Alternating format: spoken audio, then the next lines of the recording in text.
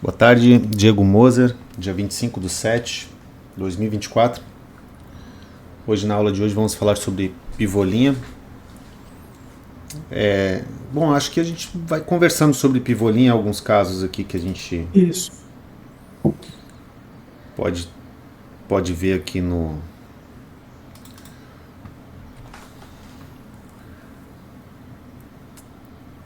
Vamos lá, vamos pegar M15, que o M15 aqui vai ficar difícil de Pega, ler com essas pega. Eu sei marcações. que, se você não quiser, tem uma coisa que é interessante. A Libra agora, no ao vivo, eu sei que é chato, né? Eu Então, não eu estou em achei aqui, treino. vamos fazer aqui o SDX, ó. Tá. A gente tem bastante caso antigo. Olha só, casos do dia de hoje, né? Só Vamos compartilhe a tua tela aí, por favor. compartilhar a tela, vamos lá.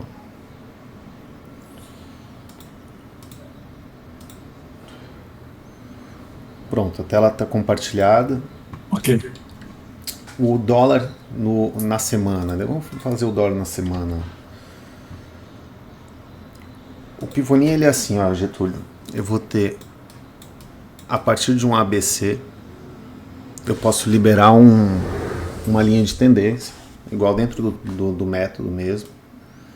Eu vou esperar esse sinal chamado pivolinha. Se ele for ser utilizado de forma isolada, dentro de um protocolo que era o chamado Barcelona, o TBT001, aí ele vai ter filtros de entrada. São 14 filtros de entrada, podemos passar sobre cada um deles, mas Diego, assim, ó, esse protocolo, eu vi que o pessoal já falou, eu não me lembro onde é que estão esses 14 filtros.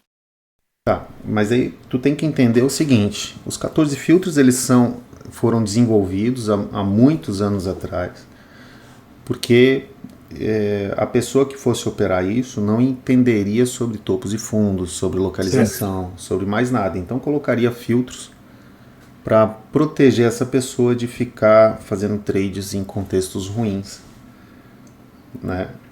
Certo. Mas o sinal não se pode confundir. O sinal pivolinha, que é igual a um pivô LT. O que é um pivô LT? De candle. Eu vou ter um rompimento, uma retração e um topo. Só que aqui no caso do pivô LT eu tenho um topo. O pivolinha, e aqui é do mesmo tempo gráfico, né? Que é o Sim. mesmo tempo gráfico, um tempo gráfico só. Ou vai ser M15, ou vai ser H1, ou vai ser M1. Eu não misturo um Certo. pivô de M15 com pivô de M1. No pivô linha, ele é mais fácil da pessoa ver. Eu não ensinava swing, não ensinava rally, não precisaria, porque não tem candles aqui. Então, tendo um ABC, temos início de uma tendência, aguarda o rompimento dessa linha de tendência, não fala sobre falha, não fala sobre nada, então isolado. Há uma retração dessa tendência e a entrada do sinal pivolinha é um fechamento abaixo do vértice, que é o vértice da cabeça do pivô, que é o final da onda A com o começo da onda B. Certo. Então o final da onda A, o começo da onda B, é chamado de vértice ou cabeça do pivô. Isso no M15, a gente pega esse suporte, nesse caso aqui, pelo M15, e a entrada, o gatilho de entrada é um fechamento M1 abaixo Abaixo. desse suporte, começando a transformar esse suporte em resistência. É óbvio que o M1 ele é menos significativo, se torna mais cirúrgico. Estamos entrando no vértice dessa tendência do M15, então estaríamos entrando no estabelecimento de uma tendência de M15, linha, e no ataque da tendência que o antecede. A tendência que o antecede seria essa aqui, está sendo atacada e sendo estabelecida uma nova tendência, fractal ou não, Certo. aí dependerá da leitura do operador com relação a fractais. O pivolinha é isso aqui. Ele pode ser usado em absolutamente qualquer contexto que você vá vender qualquer outra coisa de qualquer outra figura de, do método. Se você fosse vender um pivogênito nessa localização, você pode vender um pivolinha. Se você for vender um pivô LT nessa localização, você pode vender um pivô linha. Agora, quando você isola a ferramenta, isso para o pivô linha ou para qualquer outra, se você quiser isolar o desenho, a figura de desenho ou o pivogênito, você vai incorrer em problemas de localização. Por exemplo, se você isola a figura de desenho, a diferença entre ter um desenho de compra abaixo da cabeça do pivô e um desenho de compra já com algumas características de expansões macro alcançadas, que a gente já começa a usar localização, né? Se você entrar em todos os desenhos e virar a mão ou estopar, o frigir dos ovos é positivo, mesmo tendo desenhos ruins aqui. Só que o operador, quando entrar num desenho bom, ele tem que ficar até a sua completude, né? Tem que deixar o lucro correr ao seu favor. A mesma coisa para o pivogênito, a mesma coisa para o pivô linha ou por sinal da MEB. Como o sinal da MEB ele geralmente é um pivô maior, que é um pivô de simetria, é um gatilho de entrada de um pivô maior, ou um mordisco, ele já fica mais difícil do operador ver a localização, porque é início de onda A também, né? Sinal da MEB, início de onda A. Mas o pivô linha, ele é simples, tão somente um sinal de entrada, ao qual eu peguei, eu criei o protocolo e eu validei o protocolo Barcelona, onde eu isolei o pivô linha para ser operado só o pivô linha. E para melhorar o protocolo, eu criei 14 filtros de entrada, como localização. Esse sinal é máxima do dia, ou é mínima do dia, ou não. Porque faz diferença se você está comprando na mínima do dia ou vendendo na máxima do dia. Ou até comprando na máxima do dia. Aqui é a máxima do dia, imagina eu estar comprando aqui na máxima do dia. Faz diferença. Faz diferença, por exemplo, se está vindo de um ciclo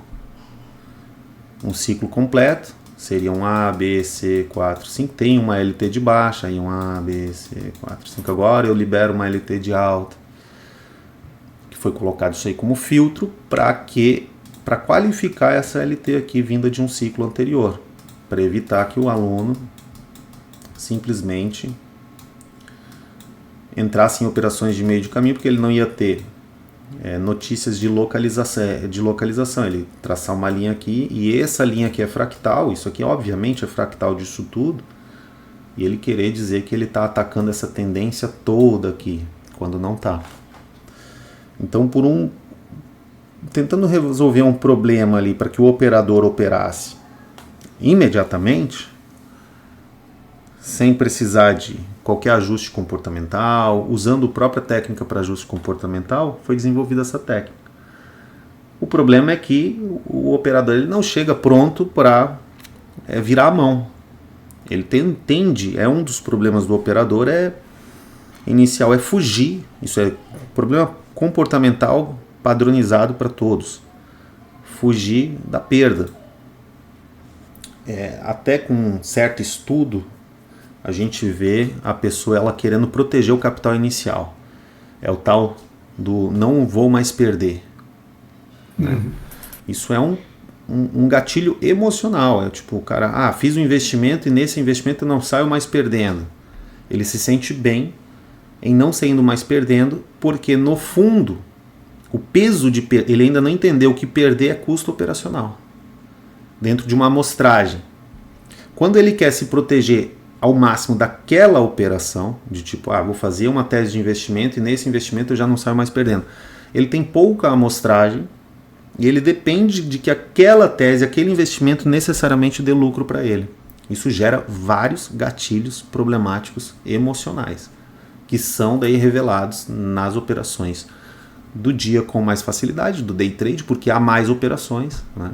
Há mais dinâmica operacional, mas também são revelados em operações a longo prazo, como, por exemplo, alguém que comprou um Bitcoin, tomou um calor, o preço voltou no 0 a 0, ele sai, ele tem aquela sensação mesmo tendo ficado posicionado há um ano, ele fala, não estou mais perdendo. Não estou mais perdendo. Mas é uma ilusão, e é um erro o cara pensar assim. É difícil da pessoa perceber esse erro, porque aí fora é comum, faz sentido, a lógica para o pessoal aí fora faz sentido, mas em termos de investimento não é bom pensar assim, porque há outros fatores que envolvem ganho além do financeiro, por exemplo, ganho de tempo.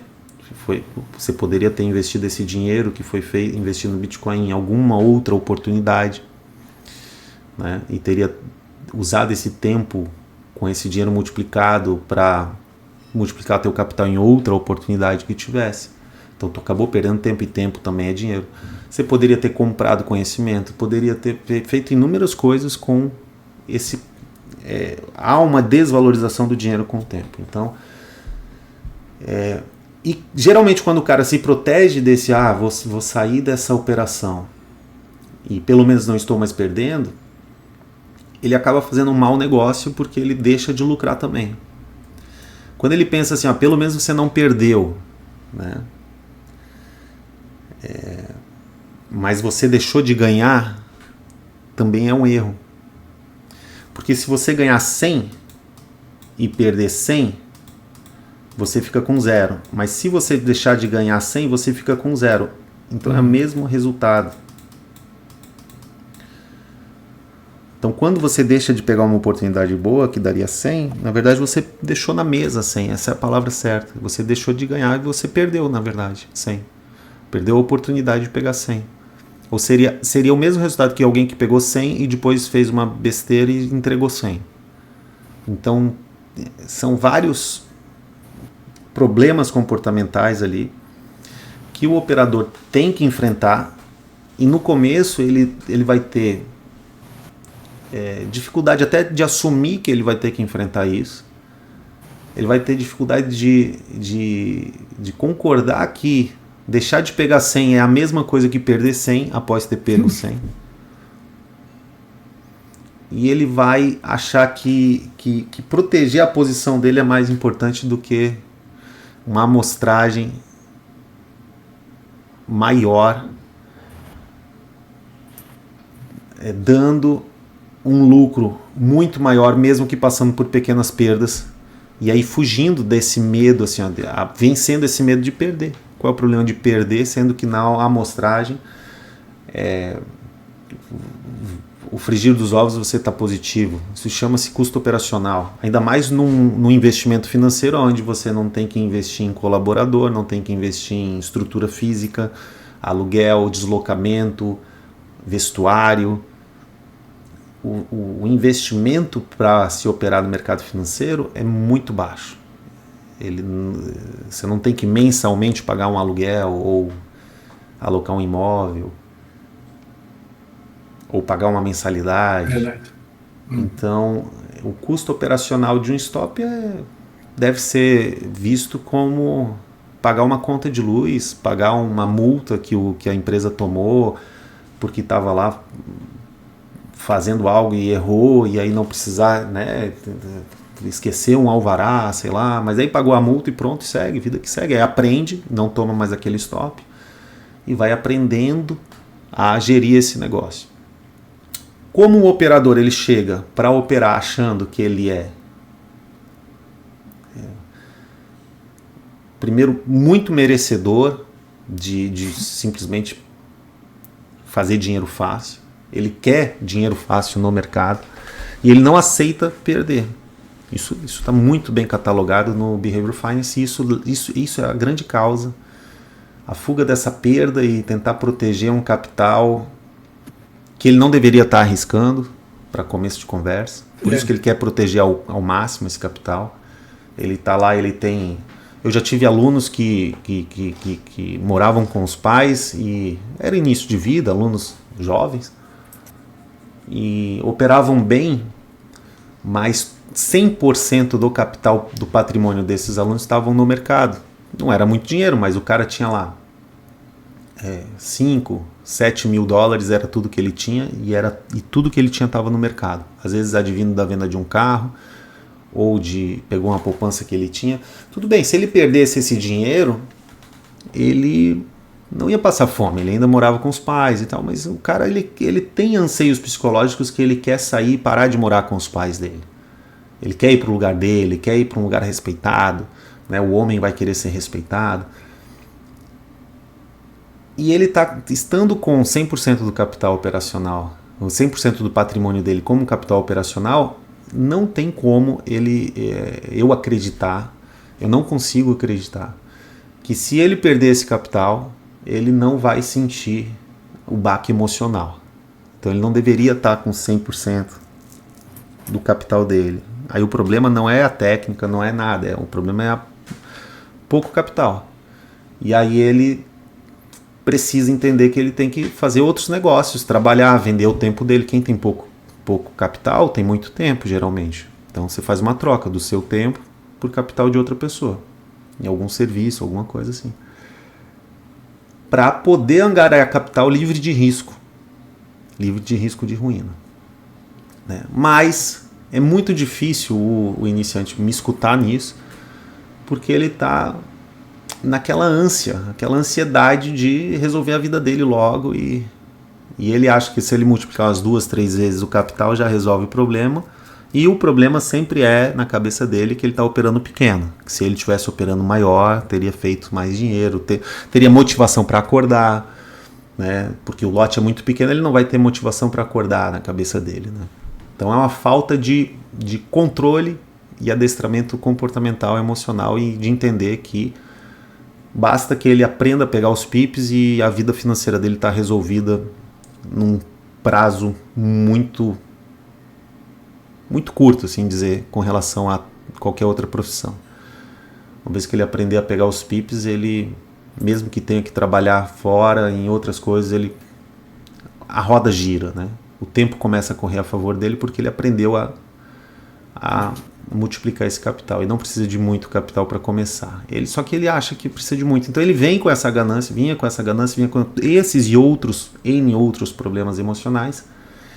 E obviamente que, pensando da perspectiva errada, ele ia se proteger da perda o quanto antes.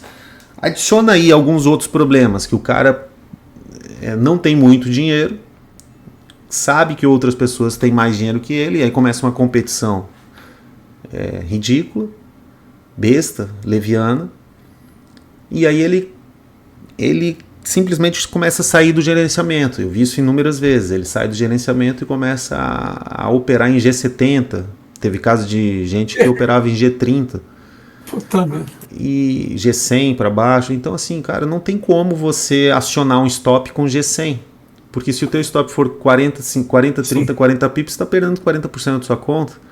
Você vai ter que mudar o teu lote, porque o próximo trade são 2 trades que tu tem, 2 chances. Então não tem como você estar com o emocional adequado e entender que o stop é teu amigo, se aquele stop vai quebrar você, né? Quebrar aquela tua conta, por mais que não quebre você no sentido de você passar fome, porque tu tem alguma estrutura familiar, mas vai quebrar o teu sonho. E tipo assim, outros alunos operando assim me falavam o seguinte: ah, mas era um capital pequeno. Sim, daí tu foi lá e colocou, pequeno mesmo, tipo, não paga nem hoje nenhuma pizza, $10. O cara foi lá e colocou, tive aluno que foi lá e de imediato colocou $10 e começou a operar com $10. Beleza, tem casos e casos.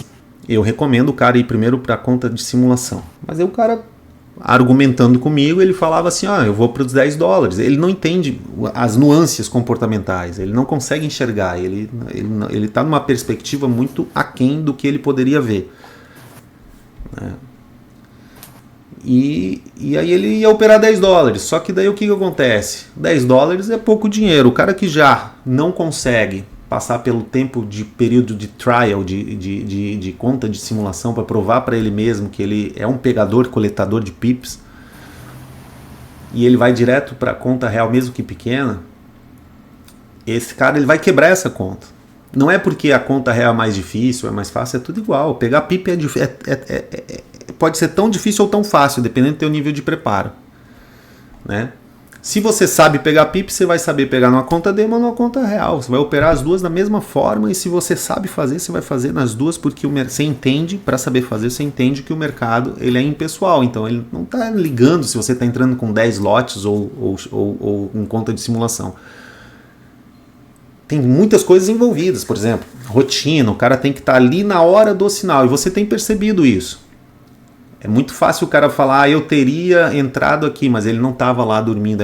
O mais difícil é o cara ajustar a rotina para que ele esteja atento na hora do sinal. Eu acho que essa é a parte mais difícil, se é que tem alguma dificuldade. Porque aprender a técnica eu acho super tranquilo, muito fácil. Dentre qualquer comparação com qualquer ofício, meu Deus, eu acho que é mais difícil eu aprender a ser pedreiro, de como fazer uma argamassa, do que aprender isso aqui.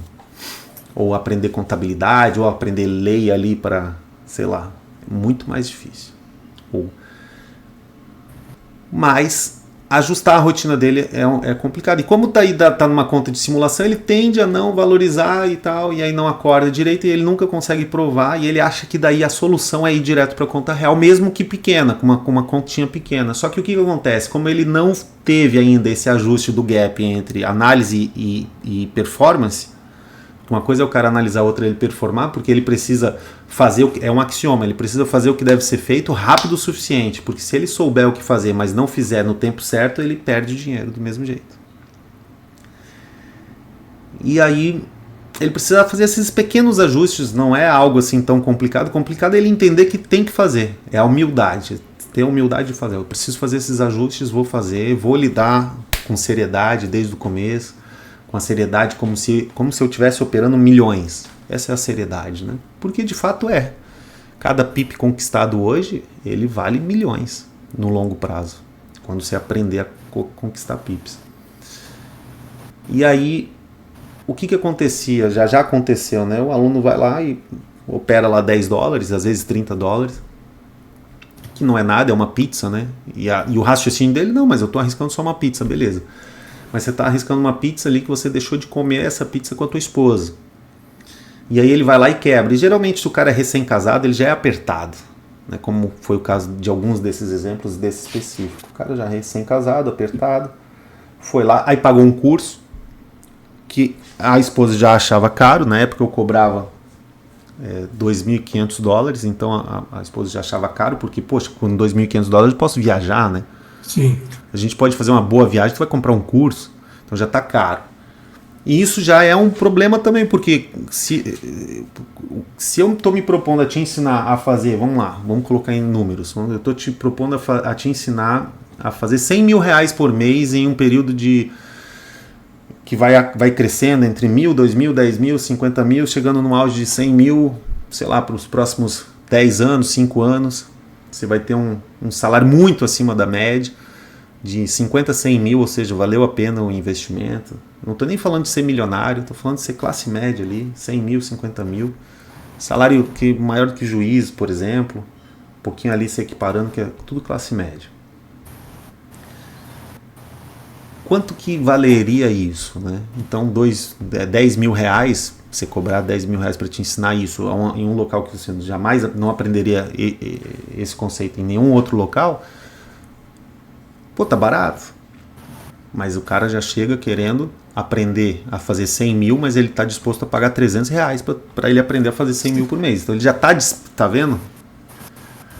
A balança comportamental dele já está bem em disfuncional. E aí a esposa geralmente já acha pesado. Não, pô, tá pesado esse investimento ali, mas é 10 mil, tipo, não paga o botox da dondoca. E aí o cara vai lá e coloca dinheiro que ele já apertado, às vezes parcelando no cartão, já apertado, estudando, coloca dinheiro para quê? Para o quanto antes provar para alguém que ele consegue fazer dinheiro real. Porque quando vai falar de dinheiro virtual, a pessoa que está de fora não vai entender. Ela quer saber se você faz de fato.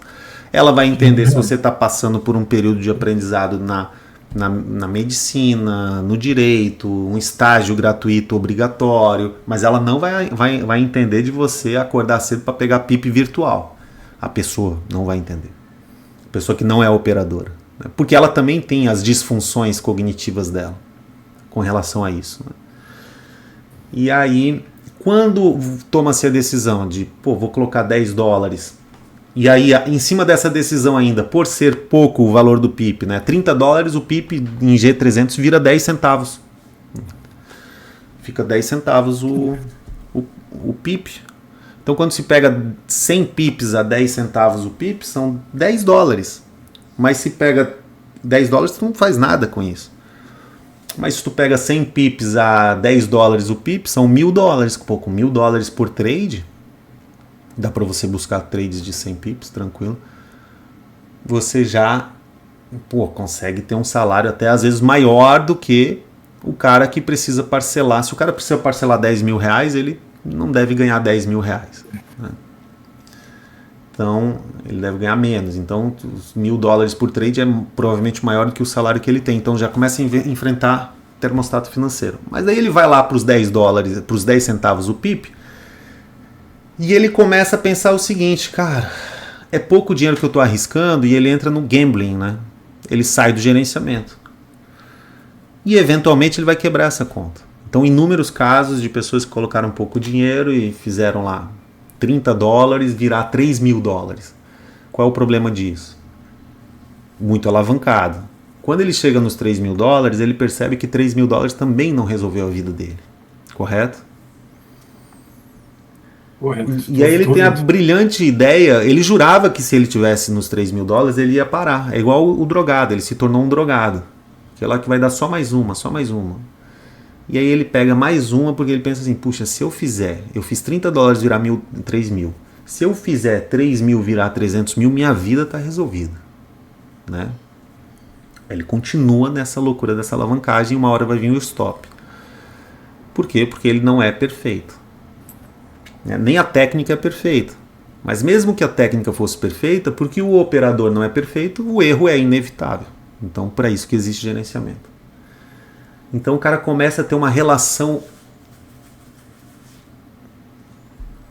de inimizade com o stop loss. Porque ele não pode, de hipótese nenhuma, tomar um stop loss dentro dessa estratégia louca dele. E quando o cara tá crescendo a conta, $10 vira 20, $30 vira 40, vira 50, vira 60, vira $100, ele ainda não sacou, porque se ele sacar não vai dar para pagar nada. E ele até mostra para a esposa dele lá. Ele vai lá e mostra, para aquela mesma que achava que o curso era caro. E já se passou 3 meses e ele fez $30 virar $150. Ou seja, multiplicou em 5 vezes o capital, tá um baita sucesso, só que na cabeça da esposa é só $120 e ela não viu o dinheiro para pagar o botox dela, entendeu? A viagem dela. Aí o que acontece? Aquele dinheiro é pouco. Pô, ele pagou 10.000 e ele fez R$500, ele tá negativo R$9.500, entendeu? Ela não tá vendo que ele multiplica, não tá pensando como especulador, ele tem uma habilidade de multiplicar esse capital. Então ela vê só o financeiro. Então, eu acho que já começa o erro de compartilhar isso com quem não pode te ajudar. Compartilhar teus ganhos com quem não pode te ajudar. Agora também é um erro você não compartilhar os teus trades com quem pode te ajudar. São Sim. 2 erros iguais. E a minha orientação dentro da escola sempre pega todos os trades que você faz. Se eu fosse ser aluno da escola, todos os trades que eu fizesse eu ia compartilhar. Mas, por vaidade, e não há outra justificativa, não vemos isso com frequência. Mesmo tendo inúmeros e inúmeros apelos para que isso ocorresse, né? Mesmo que fosse assim, errei, entendi meu erro, percebi e vamos embora. Porque o cara, pelo menos, sabendo que vai ter esse vínculo social, ele vai pensar 2 vezes antes de tomar um risco desnecessário. Já começa aí, né? Porque ele vai querer proteger de alguma forma a imagem dele, enfim. Mas, esse mesmo cara que começou com $30 e chegou em 150, porque ele está muito alavancado, muitas vezes, e porque ele não tem uma correlação saudável com o erro, com o stop loss, ele inevitavelmente vai se deparar no dia do erro. E esse dia do erro ele vai quebrar a conta porque ele não vai assumir os $150 dele lá, virar 70 e ele assumir uma perda. Ele vai ficar na torcida, ele vai deixar de ser especulador, vai virar torcedor para que esse trade simplesmente volte no 0 a 0 e ele consiga sair da operação para pelo menos não perder, entendeu? E ele não vai assumir essa perda de 50% da conta dele. Porque está muito alavancado. Ele vai ter que baixar o lote. Puxa, daí ele levou 2 meses, começa a contabilidade, ele levou 2 meses para chegar até esses 150, agora ele vai voltar de novo. A esposa dele já quer saque. Às vezes ele até já sacou ali $20 para comprar um hambúrguer. né, para materializar isso. E aí ele vai e quebra a conta. Quebra a conta, ele fala para a esposa dele, quebrei, errei, vou colocar mais $30. Então, desse final de semana, eu já estou meio apertado, ó, a gente não vai sair tanto, eu vou botar $30 do dinheiro que eu fiz aí fora, que é muito, às vezes, no orçamento dele, e vou botar no mercado. E é pouquinho, ele dizia que era pouquinho. E aí ele vai e repete isso mais uma vez. Na terceira vez que ele repetir, a esposa já está falando, tu vai colocar de novo $30? E aí já está instaurado o caos comportamental. Ele, como homem, já vai querer recuperar todos aqueles outros $30 que ele não deveria estar querendo recuperar. Aquilo tudo deveria ser demo, entendeu? E é isso. Isso, caso real, inclusive real e concreto. E aí quando eu fui falar uma vez com esse meu aluno, eu até falei, cara, mas tu operou $10 por quê? E toda vez que ele ia colocar mais $10, a esposa caía matando e foi gerando um estresse. Foi gerando um estresse, não deveria. E a pessoa tem dificuldade de entender que é por isso que ela que ela se perdeu. Antes ela fosse economizando esses $10, comprando bônus e economizando, juntando já o dinheiro mais parado até que ela ficasse pronta para operar. Ou então, que também é uma outra orientação, eu também estou me adequando porque, visto que o ser humano ele não muda desde sempre, né, ele não vai mudar agora, mesmo com a minha orientação. Então que ele desse uma forma de mudar a comunicação com a casa dele. E vamos colocar um cara solteiro, né? Ele é solteiro e ele ganha lá 10 mil por mês trabalhando. Aí ele tá lá perdendo os $10 dele, mas beleza. Ele não tem que dar satisfação para ninguém. Ele tende a ter mais aparato comportamental do que alguém que tem que ficar dando satisfação se está ganhando, se está perdendo nos seus trades. Para alguém porque está faltando alguma grana em casa aí. Ou não esteja faltando, mas não está luxando, né? Não trocou de carro, não. O carro é novo, mas precisa trocar de carro. Todo mundo foi para a Argentina esse tempo aí. Ah, eu não fui, né? A esposa fala, todo mundo está indo pro Peru, a Disney, né? Agora é a época da Disney. Ah, não vamos. Ou então não vamos para praia, verão, não vamos para praia, não vamos em tal restaurante, enfim.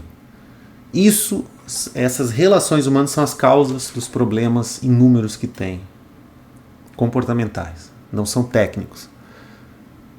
E o cara começa a fugir do stop loss. Então, se você pega uma ferramenta isolada, eu sei que foi uma volta grande para tentar falar sobre isso, mas se o cara pega uma ferramenta isolada, ele tem que entender que quanto menor o aparato linguístico dele, menos livre ele é, mais stop ele vai tomar. E aparato linguístico gráfico, que eu digo, são as ferramentas. Quanto mais ferramentas você conhecer, mais chances você tem de que a sua gestão ativa seja lucrativa. Ou seja, se eu tenho pouco aparato ferramental, a minha gestão passiva ela acaba se tornando igual a ativa. A ativa, então eu estou gastando muito tempo operando. Eu vou lá e deixo no automático. Agora, quanto mais eu sei, mais valor tem a minha presença ali na tomada de decisão, né? É isso que eu estou falando. E lógico, é por isso que eu oriento, e na técnica é orientado que o iniciante saia nas expansões. Porque ele não vai saber ler as expansões como suporte e resistência, por mais que eu fale que são suportes e resistências, por mais que ensine que são, né? Ele não vai conseguir saber. Ele está aprendendo o beabá ali da técnica. Então ele vai ter essa dificuldade. E é natural essa dificuldade. Não é algo porque ele é burro ou porque ele não é, ou que ele é ignorante. Não, cara. É porque é natural. Assim como se eu for tentar aprender japonês, eu vou ter umas travas de comunicação. Não é porque eu sou menos inteligente que um japonês. Não. Eu não sou menos inteligente que um japonês. Se ele for aprender português, ele também vai ralar. E quanto maior for o meu aparato linguístico, mais livre eu sou para agir dentro do gráfico. Então, se eu isolar a ferramenta e não ver contexto, não ver tendência, não ver nada, só a ferramenta pura, Obviamente ela vai ter que dar positiva no frigir dos ovos, mas você vai passar por maior número de stop loss, porque você está operando com um zoom muito alto. Se você for dirigindo aqui de Blumenau para Florianópolis usando um binóculo muito forte, você tem que ir mais devagar, né? Claro. Se tu for muito rápido, tu vai ter mais acidente. Agora imagina que o cara está usando uma ferramenta só e ele usando o binóculo e quer ir mais rápido, que é o lance da alavancagem. Ele é um pior operador e ele opera com uma alavancagem maior porque a justificativa dele é que ele tem pouco dinheiro. Então ele não está sendo fiel no pouco para ser colocado no muito. Ele não está operando tostão como se fosse milhão. Esse cara dificilmente vai lograr êxito nessa empreitada até que ele entenda isso. Entenda que o lucro, mesmo que pequeno, não quebra ninguém. Ele não está falando sobre você sair com 2 pips ou com 4 pips, né? Ele está falando sobre você entender que por enquanto você ainda é um peixinho pequeno e você está lucrando pequeno, mas o que importa são os pips que você pega. O lucro é pequeno, não está me quebrando, tô continuando. Em uma hora vai ficar grande, por causa dos juros compostos. Então, e aonde entra o pivolinha? O pivolinha, ele é diferente do candle, ele era mais utilizado quando tinha-se, né, a aba do linha, né, da linha, tinha a aba da linha, então ele era mais utilizado ali pelos operadores. Alguns nem queriam usar, mesmo tendo a aba, mas o pivolinha ele é ou super valorizado ou muito menosprezado. O que são 2 erros iguais.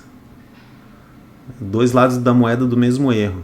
Ele não é superior a nenhum outro ponto de entrada. Ele às vezes vai ser o único ponto de entrada que aquele ativo daria naquele contexto, o que está tranquilo porque você é um operador de múltiplos ativos, então não precisaria ter entrado nele. Mas ele também pode servir para balança de garantias para sua permanência. Ou seja, por conta do pivolinha você entrou para pegar 30 e aí você acaba saindo com 150. Você pega 5 vezes mais do que você iria pegar. Ele te ocasionou. É algo que você até questionou, que se chama ponto de inflexão. Ponto de inflexão é todo momento em que o mercado está se decidindo. Não é só quando tem as linhas de tendência, né? Certo. O mercado aqui, na verdade, ele está se decidindo se ele vai para baixo ou se ele vai para cima. É um ponto de inflexão, onde tendências contrárias se encontram. A tendência maior vai vencer, né? Mas um ponto de inflexão também pode ser um ponto de contexto gráfico, de ponto de compra, que o mercado passou, o contexto é ponto de compra, só que ele não deu sinal, aí ele caiu, porque só existe uma forma do mercado cair, passando por pontos de suportes. Pontos de suportes, teoricamente, são pontos de compra, correto? Correto.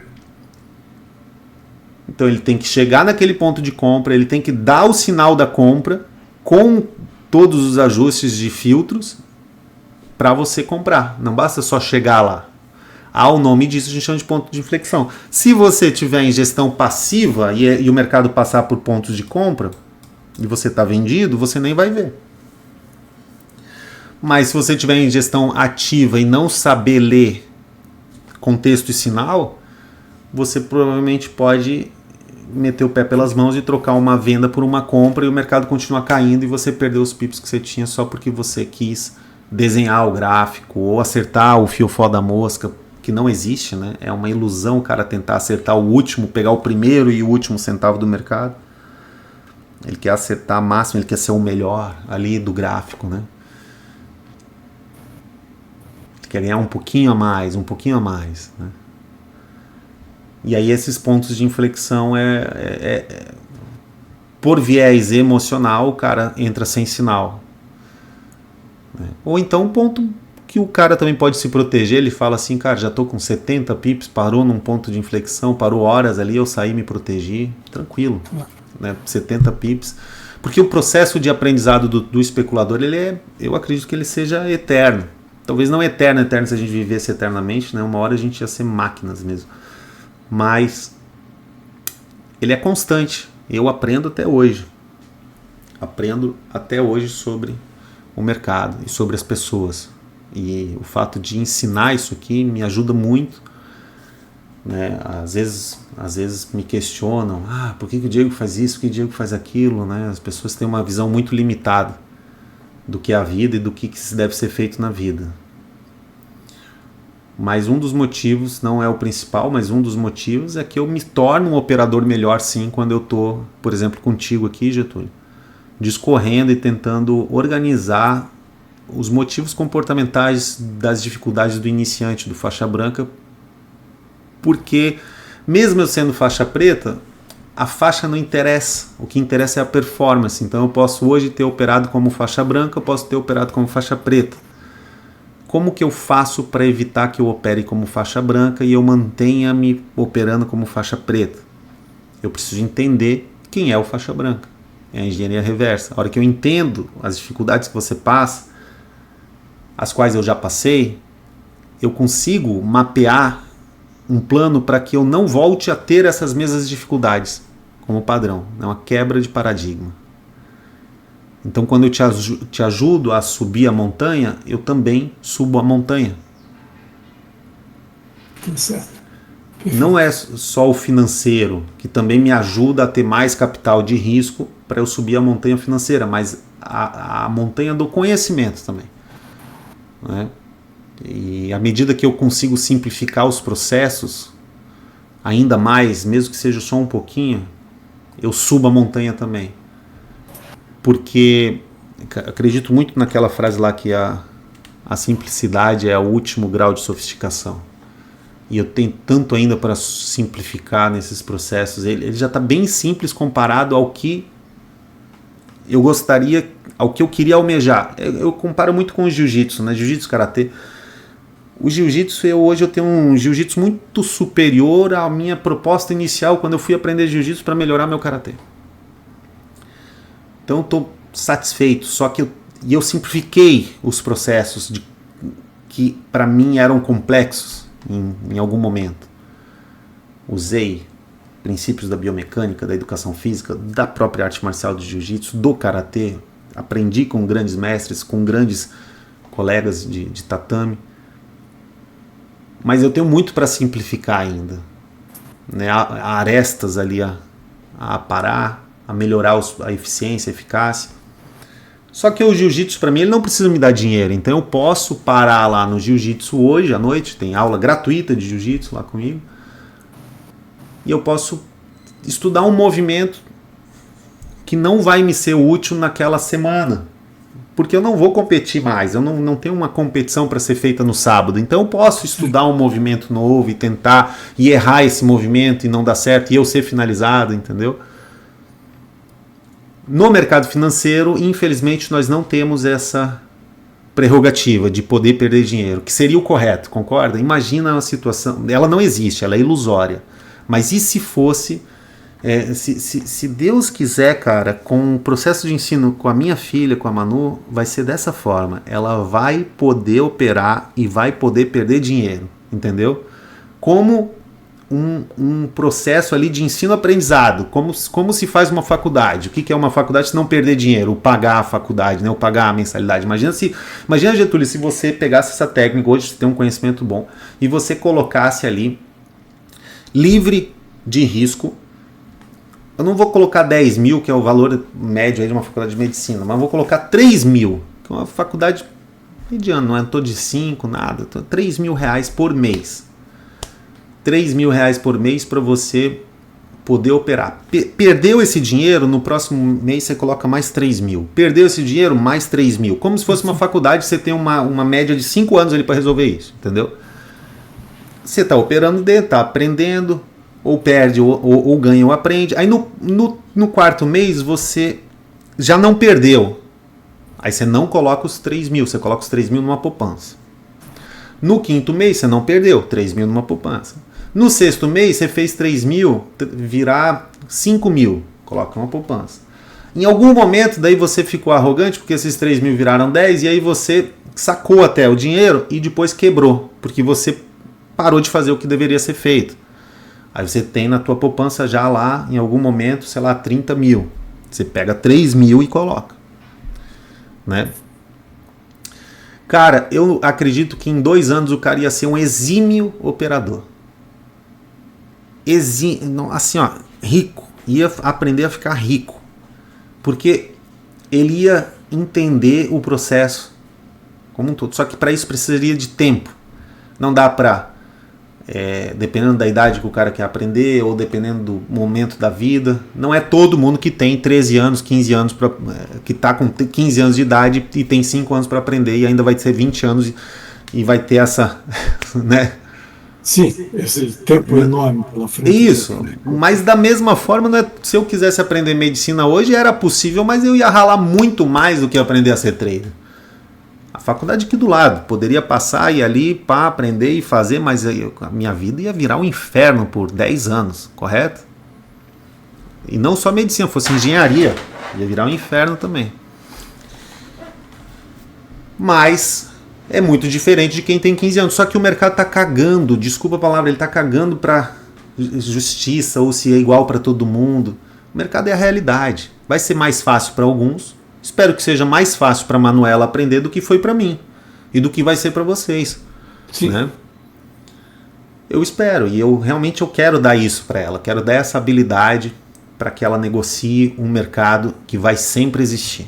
Não existe mais volta da existência do mercado financeiro nas negociações da forma como é. Só avança.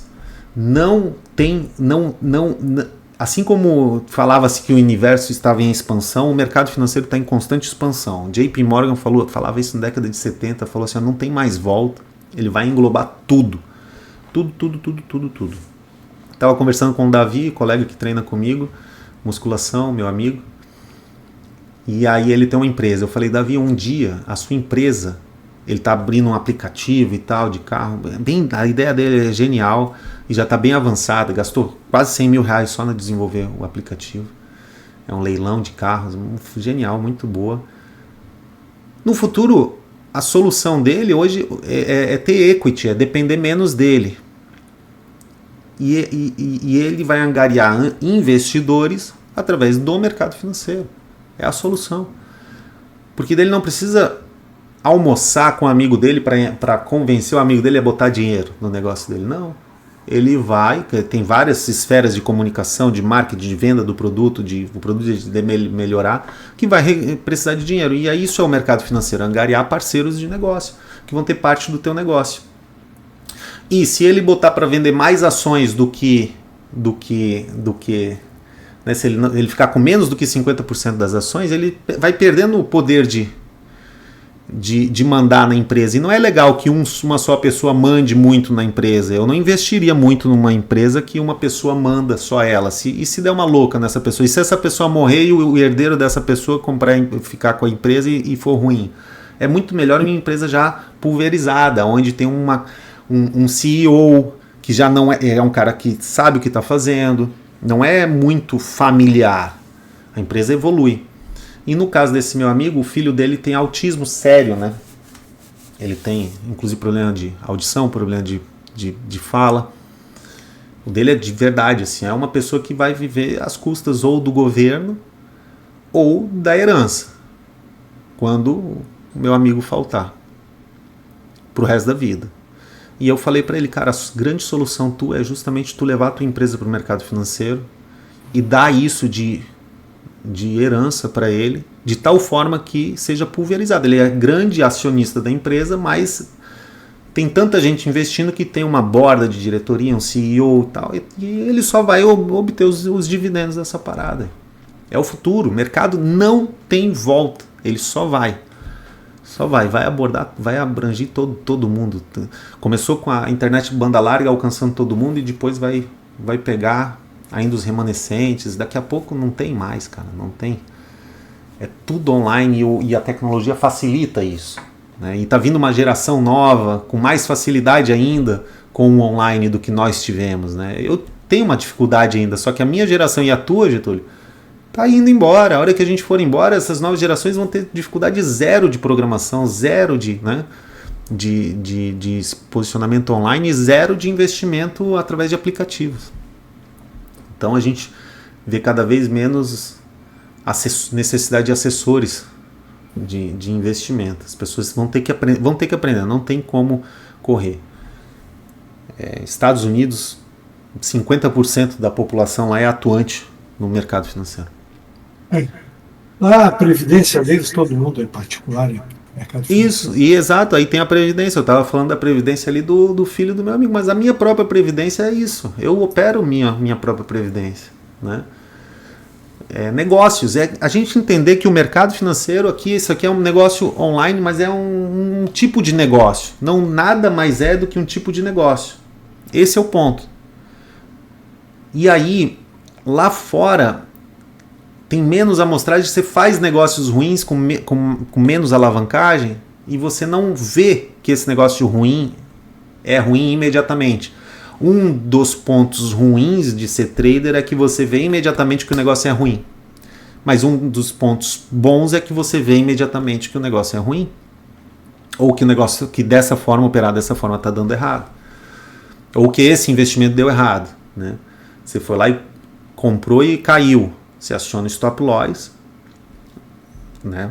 E aí você se mantém vivo para o amanhã e você se adapta através de algo objetivo que você tenha para se proteger do mercado, mas proteger teu dinheiro do mercado, de você mesmo, né, na verdade. Então, essas técnicas elas têm que ser objetivas, têm que ser replicáveis e tem que, de alguma forma, moldar o teu comportamento. Assim como no jiu-jitsu. Por que eu consigo aprender jiu-jitsu? Porque quando eu erro, eu tomo um amasso. É ruim tomar um amasso? É ruim. Mas se eu não tomasse o amasso quando eu errasse, a minha arte marcial ia ficar ruim. Todo mundo já viu aqueles vídeos de arte marcial que não funcionam. Que o cara fala que vai assoprar na cara do cara, vai desarmar o outro, e tu vê o vídeo e tu fala assim, meu Deus do céu, como é que acreditam nisso, né? Por quê? Porque o cara não se coloca à prova. Ele fala que ele falaria aquilo porque ele não tem a prova, ele não tenta se conectar à realidade, então ele nunca... E quando a realidade bate a prova e ele tenta se defender de um assalto, ele morre. Aí é tarde demais para ele entender que não iria funcionar. A mesma coisa, às vezes, alguém que comprou um imóvel que está mal localizado e não funcionou, sei lá, viu que não era tão bom assim, ou abriu uma empresa e demorou, às vezes, 10 anos para ele perceber que não foi tão bom negócio assim. Então você vê que aquele teu comportamento está te causando prejuízo. O quanto antes você perceber isso, melhor. E aí que entra a maravilha do day trade. O day trade ele te mostra isso. E o cara que não faz day trade, ele faz só trade a longo prazo, ele também vai ter os mesmos problemas. Ele vai querer sair no 0 a 0, ele vai querer proteger o capital dele a todo custo. Tá certo, proteger o capital a todo custo, mas ele vai ter a falsa ilusão de que tomou risco e saiu com zero. Ou seja, ele poderia ter perdido o capital dele. Aí ele sai com zero, ele não deixa o lucro correr. Ele deixa o prejuízo correr. Deixa o prejuízo correr, não aciona stop. Quando começa a dar lucro, ele sai. Ou seja, tá errado aí o risco-retorno, né? E quanto maior a amostragem, mais probabilidade dele quebrar. O bom do day trade é que tu vê isso o quanto antes. Bom, é bom o cara já começar a operar, beleza. Se tivesse condições financeiras adequadas, se tiver condições financeiras adequadas, não vejo problema do cara ir direto para a conta real. Desde que ele entenda os riscos, né? Entenda que no processo ele vai perder. É muito mais provável que o cara que comece hoje ele passe por um período de perda antes dele alcançar a consistência, do que tu encontrar um cara que fale assim, ó, nunca perdi, sacou? Claro. Nem um PIP, nem na conta de simulação. Tu pode até encontrar alguém que nunca perdeu porque ele perdeu na conta de simulação, né? Mas ele perdeu, ele quebrou contas de simulação. Agora, se o cara tiver controle de entender, ó, eu posso perder essa conta, tranquilo. E depois os lucros que vierem no futuro vão pagar essa perda, tranquilo. Então, para matar essa ânsia, faça protocolozinhos, esse protocolo do Pivolinha. Então, o protocolo do Pivolinha com as 14 regras, ela é nada mais do que isolar uma técnica, e essa técnica isolada tem que dar no frigir dos ovos com a amostragem lucro. O problema é que quanto menor teu aparato técnico, mais tempo vai demandar. Porque às vezes você ter mais conhecimento não quer dizer que vai te dar mais dinheiro, sabe, Getúlio? Mas se fosse assim, Diego, eu sempre digo que todo professor universitário era rico. Exato, isso é boa. Mas no mercado, você ter mais conhecimento não quer dizer... Às vezes o cara tem menos conhecimento do que eu e ele ganha naquele trade a mesma coisa que eu ganhei. Ou naquele mês até mais do que eu ganhei. Só que o custo que ele pagou em tempo, eu gastei... Vamos tentar colocar isso no elenco. Eu ganhei, vamos supor, eu fiz lá. Vou colocar $10 mil e o iniciante também ganhou $10 mil. Só que o iniciante operou uma coisa limitada e eu operei a técnica completa. Claro. Ele fez 10 mil, eu fiz 10 mil. Só que ele ficou trabalhando 12 horas por dia e eu trabalhei 5 horas numa semana, no mês, sacou? No financeiro ganhamos igual, mas na qualidade de vida não. Outra coisa, no comportamento, ele sofreu mais. Quando o trade começou a ir contra ele, ele sofreu. E eu não sofri, porque eu já entendi o processo do stop, se for necessário, da virada de mão, da amostragem, sabe? De deixar o lucro correr, de que é natural. É muito difícil você acertar, entrar no trade e o mercado ir para o teu lado imediatamente. É muito difícil. O que é normal? Normal é você entrar no trade e tomar um calor, porque o mercado está se decidindo ainda. Então, tu entrou comprado aqui, ele caiu, ele subiu, ele caiu, ele subiu. Em algum momento, tu teve um calor ali, correto? Correto. Porque estamos entrando no ônibus com o ônibus parado. A não ser que você quer entrar na hora que ele explode para um lado. Só que daí tu tem que acertar que ele está indo para aquele lado e não morrer atropelado. Tentar pular no ônibus, né? Com ele andando. E ao mesmo tempo temos dois problemas, o problema de preço e o problema de tempo, que são dois problemas comportamentais iguais, eles têm o mesmo peso. O preço seria, o cara quer comprar e quer que o ativo suba de uma vez, não quer que ele desça e suba, então quando ele desce um pouquinho, ele toma um calor, não toma o stop loss dele, estava aqui. Quando chega no 0 a 0 ele sai, porque ele tem a impressão de que ele sofreu muito nesse período, sabe? Sofreu muito nesse período, e aí ele tem a oportunidade de sair no 0 a 0, ele sai. E esse era o maior problema esse é o maior problema das técnicas isoladas. O cara acaba tomando um calorzinho, no Pivolinha, por exemplo, ele toma um calorzinho, e aí ele, quando volta no 0 a 0, ele saía no 0 a 0, e quando ele tinha que manter e pegar 100, 150 pips, sacou? E ele não pega, aí não tem mais pontos de entrada, sabe? Ele já devia estar dentro, ele estava dentro, só como ele tomou um calor e saiu no 0, não era para sair, emocional. Ou quando ele entra e o mercado vai imediatamente a favor dele, ele sai também rapidamente. É impressionante isso, porque se demora muito, ele não deixa o lucro correr ao favor dele porque demorou muito, chama de cozinhada temporal.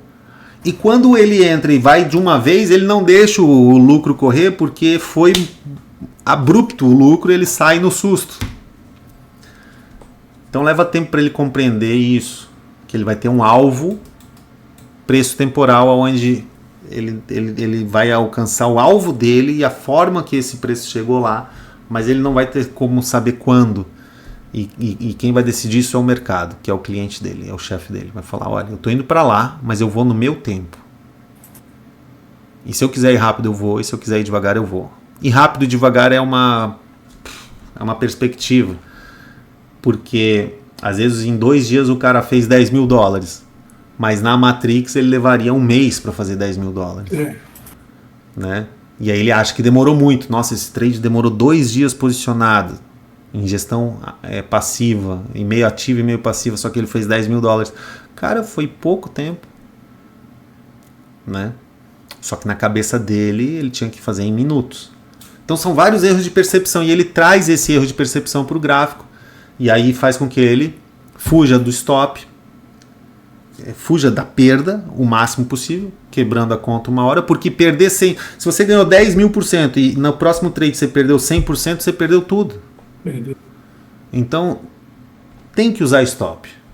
A não ser que você coloque o stop sendo a própria conta, que é aquele papo que a gente teve ontem, daquela tese de investimento que eu estou criando, que eu te abri ali para ver a tua opinião sobre ela, que é uma tese que, cara, uma forma de investimento com múltiplas alavancagens ao longo do caminho para um tempo gráfico ali de um mês, algumas semanas, um mês, ou, né? Para tempos gráficos maiores, onde eu vou realavancando. É lógico que realavancando o risco vai aumentando. Não dá para usar stop loss nessa ali para o trade. Então, se não dá para usar o stop loss para essa tese específica, o que eu posso fazer?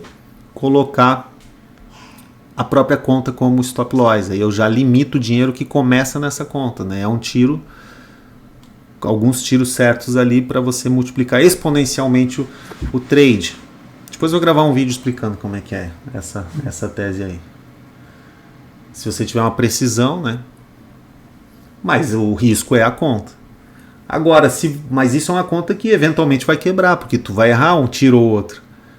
Essa conta vai quebrar, o que não quer dizer que você quebrou. Vamos supor que deu certo essa conta 2, 3, 4 vezes, e aí na quinta, depois de vários saques, você quebrou a quinta tentativa, só que você teve 4 tentativas muito bem sucedidas que multiplicaram teu capital, e na quinta você sempre limitando tua perda. É uma forma de lucro, só que quebrou a conta. Emocionalmente você vai estar de boa. O problema é quebrar de primeiro. E entender que quebrar uma conta não é falir, né? Não é falência. O cara tem que entender isso também. Só que traz um aparato de peso, de quebrei uma conta, né? Ele tem que vencer isso aí. E é diferente o cara que tem só aquela conta, que é o capital dele todo, e ele opera sem stop loss, porque ele quer resolver o problema financeiro dele de alguma forma rápida. E aí ele opera sem stop loss e ele foge da perda. E aí, fugindo da perda, ele acaba eventualmente quebrando, porque ele vai errar. O stop loss é para proteger você quando você errar. Exatamente. E o erro não há problema de errar, cara. O problema é permanecer no erro. Hoje eu errei alguma coisa aqui, a Manu foi lá e falou: por que você fez isso, papai? Eu falei: porque eu errei.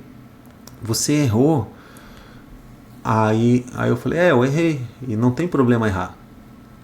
O erro faz parte do processo de aprender, de ganhar, de vencer, de acertar. Aí ela: nossa, eu também errei, papai. Aí a gente vai errando, não vai acertar sempre. Aí era alguma coisa besta ali que eu tinha feito ali, derrubei alguma coisa. Mas é isso, ter paz com o seu próprio erro, que é paz com a sua condição humana. E entender que você não é uma divindade, que você vai errar. Então o stop loss está aí para isso. Para humanizar o teu trade, basicamente, é saber que você vai errar. E uma vez que você teve paz com o teu stop loss, você consegue deixar o lucro correr. Porque por que a pessoa ela liquida o trade e não deixa o trade correr, o lucro correr ao favor dela? Por quê? Porque ela quer liquidar logo a operação e falar que ela venceu aquele trade, que deu certo, né? Ela quer poder falar para ela mesma ou para outras pessoas que deu certo, que ela é foda. E ela sai mais naquela dopamina, daquela sensação de que mais um trade que deu certo. Então ela tem ali ela está a um clique de distância de se drogar, né? De sentir a sensação que deu certo. Aí ela sai com 20 pips, mas poderia ter saído com 200. Né? É difícil isso, eu sei que é difícil esse processo. Ao mesmo tempo que ele é difícil, à medida que a gente vai simplificando, vai ficando mais fácil. Né? Até à medida que, se você entender essa dinâmica de perda e deixar o lucro correr, o trade fica suave. E aí eu lembro dos grandes mestres de artes marciais moldando o comportamento, na arte marcial, moldando a técnica do movimento, falava assim: devagar é suave, suave é rápido. Então o trader ele quer ser rico rápido, ele quer alavancar rápido, ele quer pular etapas rápido, daí não fica suave e obviamente o processo de enriquecimento não fica rápido. Agora, se ele entender que devagar é suave, o que ele tem que fazer? Se ele está devagar, ele primeiro tem que deixar o processo suave. Em todos os seus processos ali. Etapa 1, 2, 3, 4. Qual é o próximo passo? Qual é a próxima base? Deixou suave, é igual conectar cabos de energia elétrica. Você acionou o interruptor depois que o processo está pronto, fica rápido. E o melhor, não é só rápido, ele fica suave, fica gostoso, fica prazeroso, não fica pesado, com fardo leve, né? Mas ele vai ter que deixar o processo suave em alguns pontos, hard skills e soft skills. Hard skills, por exemplo, ele vai ter que, soft skill é aprender a movimentar o gráfico de uma forma suave para que ele consiga otimizar o tempo dele, para ele não ficar comendo candle. Porque temos a sensação no começo que o mercado está só esperando você sentar. Você sentou, vai dar trade, então tu tem que correr e atualizar rápido. Já percebeu isso, Getúlio? Já percebi. Isso, e quão absurdo é, pensando agora de fora, né? É impossível que todas as vezes que você senta de forma aleatória no mercado tenha um sinal lá. Pera. É impossível. Mas isso aí é automático, eu acho que acontece com todo mundo. Sim, porque parece que é o FOMO, é o medo de ficar de fora, só que você não estava com esse medo de ficar de fora quando você estava vendo TV, entendeu?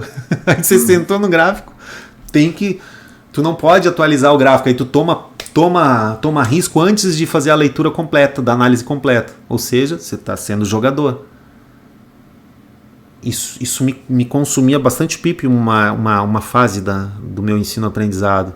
Eu ganhava, mas não conseguia reter porque eu sentia isso.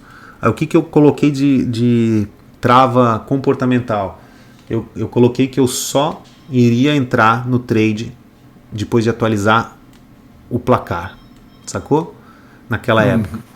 Aí, se desse sinal enquanto estivesse atualizando, eu não ia entrar.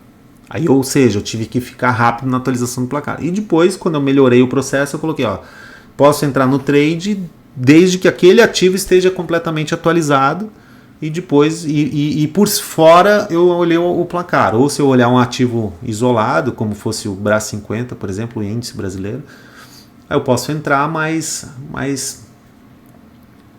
ele tem que estar todo atualizado. E não é atualizado assim, se eu fiquei 4 dias sem operar, não preciso atualizar 4 dias para trás no M1.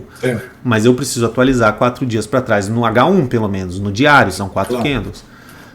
No M1 eu preciso ali de um ciclo, né? Eu preciso de saber onde é que foi os 2 últimos trades e pronto. Ali eu já sei. Se esse trade foi de expansão ou de retração. Pronto.